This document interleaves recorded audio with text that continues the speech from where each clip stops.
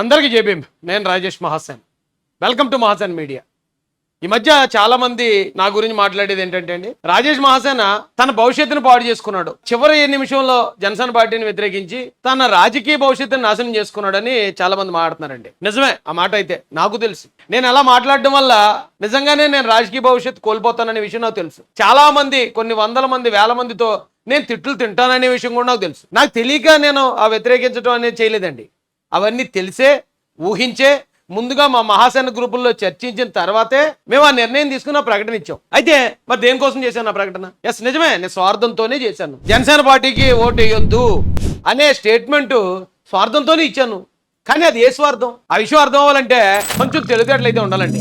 ఆ తెలివితేటలు లేని వాళ్ళకి అది అర్థం కాదు. అయితే నేను సూటిగా ఒక ప్రశ్న అడుగుతాను. ఇప్పుడు రాజేష్ మహాసేనకి చంద్రబాబు నాయుడు గారు సీట్ ఇచ్చినప్పుడు రాష్ట్ర వ్యాప్తంగానే కాదు, తెలుగుడు ఎక్కడెక్కడైతే ఉన్నాడో వాళ్ళందరూ కూడా అభిమానించారు, చాలా ఆనందించారు, ఒక వైసీపీ వాళ్ళు తప్ప. అయితే మరి రాజేష్ మహాసేన సీటు పోవడానికి కారణం ఎవరు అని ఇప్పుడు ఎవరినన్నా అడిగి చూడండి. రాజేష్ మహాసేన సీట్ ఎందుకు పోయిందని అడిగి చూడండి. మీకు వచ్చే ఆన్సర్ సూట్ ఆన్సర్. జనసేన వాళ్ళు ఆ సీటు అడిగారు, జనసేన అక్కడ బీజేపీ వాళ్ళు వ్యతిరేకించారు, కాబట్టి రాజేష్ మహాసేన సీటు కోల్పోవాల్సి వచ్చిందని చెప్తారు. ఒకవేళ నేను ఇది వ్యతిరేకించకుండా ఉండుంటే మీరు ఆ ప్రశ్న అడిగినంటే మీకు సమాధానం ఏమొచ్చేది తెలుసండి? చంద్రబాబు నాయుడు గారు రాజేష్ని వాడుకుని వదిలేశారు, చంద్రబాబు నాయుడు గారు ఎస్సీలని మోసం చేస్తారు, ఎస్సీలను మోసం చేసి ఇంకా లేనిపోయి క్రియేట్ చేస్తారు. ఇప్పుడు నేను మాట్లాడిన వాటిని కూడా కట్ చేసి ఎడిట్ చేసి పెట్టవచ్చు. కానీ ఈరోజు రాజేష్ మహాసేన సీటు పోవడానికి కారణం ఎవరు అంటే పలానా అని జనం చెప్పుకున్నారంటే దానికి కారణం నా భవిష్యత్తుని నేను త్యాగం చేసైనా సరే, నాకు రాజకీయ భవిష్యత్తు పోయినా సరే, నన్ను వందల మంది తిట్టినా సరే చంద్రబాబు నాయుడు గారికి చెడ్డ పేరు రాకూడదు. ఎందుకంటే ఆయన మాకు అంత విలువిచ్చారు, అంత గౌరవించారు. ఈ ఆంధ్రప్రదేశ్లో, సమైక్య ఆంధ్రప్రదేశ్లో కూడా ఎస్సీలకు అంత విలువిచ్చిన వ్యక్తి. ఆయన మీదకి అలాంటి తప్పుడు ప్రచారం వెళ్తుంది అంటే, ఆయనకి చెడ్డ పేరు వస్తుందంటే చూస్తూ మేము ఎలా ఊరుకోగలమండి? అండ్ ఇంకో విషయం, ఇంకో ప్రశ్న అడిగి చూడండి. ఎవరినన్నా సరే ఇప్పుడు రాష్ట్రంలో ఇది ఎలక్షన్ అయిపోయింది కాబట్టి ఇప్పుడు మనం ఏం ఆడుకున్నా పర్వాలేదు, అడిగి చూడండి ఎవరినన్నా. ఈ రాష్ట్రంలోకి ఇప్పుడు బీజేపీకి వ్యతిరేకమైన ఓటింగ్ ఈ రాష్ట్రంలో ఉందండి. ఎస్సీ ఎస్టీ బీసీ మైనారిటీలు బీజేపీకి వ్యతిరేకం, బీసీలు జనసేన పార్టీకి వ్యతిరేకం. ఇది ఎవరు కాదనలేంది. ఇప్పుడు ఎవరినన్నా అడిగి చూడండి, ఈ రాష్ట్రంలోకి బీజేపీ రావడానికి 400 సీట్లు రాజ్యాంగం మారుస్తానంటే కారణం ఎవరు అని అడిగి చూడండి. వెంటనే అయితే బీజేపీ లేకపోతే జనసేన అని చెప్తారు. ఒకవేళ నేను కనుక ఇక్కడ ఇలా వ్యతిరేకించకుండా ఉండుంటే నారా చంద్రబాబు నాయుడు గారి పేరు చెప్తారు. చంద్రబాబు నాయుడు గారే 400 సీట్లు గెలిపించేసి రాజ్యాంగాన్ని మార్పించేస్తానన్నారు, ఎస్సీ బీసీ మైనారిటీలు అందరినీ చంద్రబాబు నాయుడు గారు మోసం చేశారు అని ఈ ప్రచారం బాగా ఉధృతంగా జరుగును. అంటే మీరు అర్థం చేసుకోవాల్సింది ఏంటంటే, మేము నమ్మిన పార్టీని, మాకు విలువిచ్చిన పార్టీని కాపాడుకోవాలనే స్వార్థంతో మాత్రమే జనసేన పార్టీకి మేము ఇచ్చిన మద్దతు వెనక తీసుకుంటున్నాం, దానికి ఓటు వేయొద్దు అని చెప్పానండి. ఎందుకంటే ఎవరు అవునన్నా కాదన్నా పొత్తు వచ్చిన తర్వాత, కూటమి ఏర్పడిన తర్వాత, ఏ రోజైతే జనసేనతో కూటమి ఏర్పడిందో జనసేన టీడీపీ, జనసేనకి బీసీలు వ్యతిరేకంగా ఉంటారు కాబట్టి టీడీపీ కొన్ని చోట్ల బీసీ ఓటింగ్ను కోల్పోయే ప్రమాదం వచ్చింది.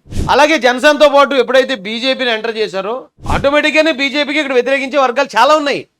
ఎందుకంటే బీజేపీ రాష్ట్రానికి ఏం మేలు చేయలేదనే అసంతృప్తి చాలా మంది ప్రజల్లో ఉంది. కాబట్టి బీజేపీని వ్యతిరేకించే వాళ్ళు టీడీపీని కూడా వ్యతిరేకించే పరిస్థితి ఉంది. ఆ క్రమంలో అరే బాబు, ఇది తెలుగుదేశం పార్టీ, సెక్యులర్ పార్టీ, దీనికి ఎస్సీ ఎస్టీ బీసీ మైనారిటీలు అందరూ దీంతోనే ఉండాలి. ఒకవేళ మీరు బీజేపీ వచ్చిందని కారణంతో ఓటేయకూడదు అనుకున్నారా, అయితే జనసేనకి వేయకండి. లేదా ఒకవేళ జనసేన పార్టీ మీద బీసీలు వ్యతిరేకంగా ఉన్నారా, ఓకే మీ ఇష్టం అది. కానీ తెలుగుదేశం పార్టీని వదలకండి.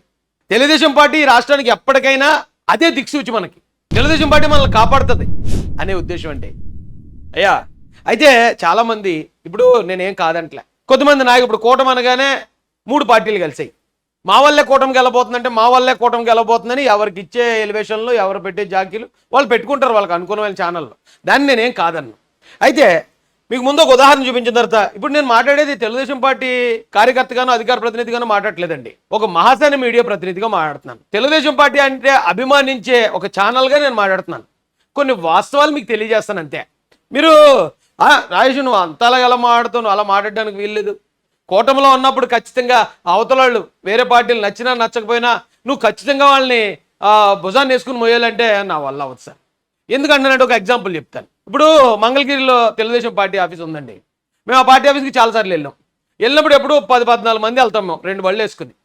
నేను అలాగే 2 బళ్ళు వేసుకుని వెళ్ళాను అనుకోండి, ఉదాహరణ చెప్తున్నాను. అక్కడ పార్టీ ఆఫీసర్ ఎవరో జనసేన కార్యకర్త ఉన్నారు.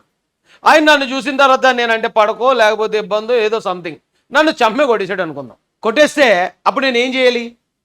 అరే జనసేన పార్టీ మనతో పాటు కూటమిలో ఉంది కాబట్టి ఆయన కొట్టినా సరే నేను చంద్రబాబు నాయుడు గారి మీద లోకేష్ గారి మీద ఉన్న గౌరవంతో నేను తలంచుకుని వెళ్ళిపోవాలి అనుకుని వెళ్ళిపోయాను అనుకోండి, నా వెనకాతలు ఉన్న వాళ్ళు ఏమనుకుంటారండి?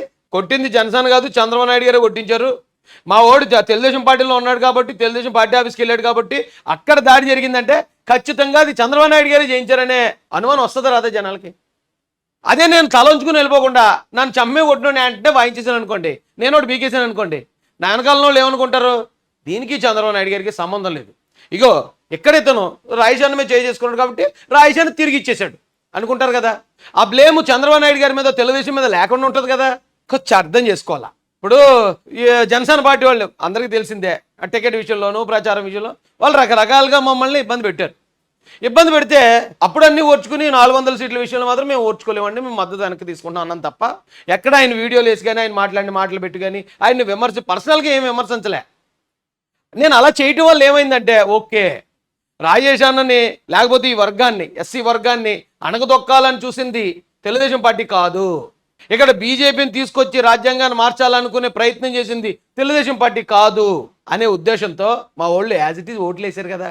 ఒకవేళ ఏదేమైనా కూటమి గెలిస్తే, చంద్రబాబు నాయుడు గారు గెలిస్తే మీకు కూడా మంచిదే కదా, ఆయన మిమ్మల్ని కూడా చూస్తాడు కదండి. అయితే ఆ ఉద్దేశంతో మాత్రం నేను మాట్లాడడం జరిగిందండి. అది మేము టార్గెట్ ఫిక్స్ చేసి చూపించాం.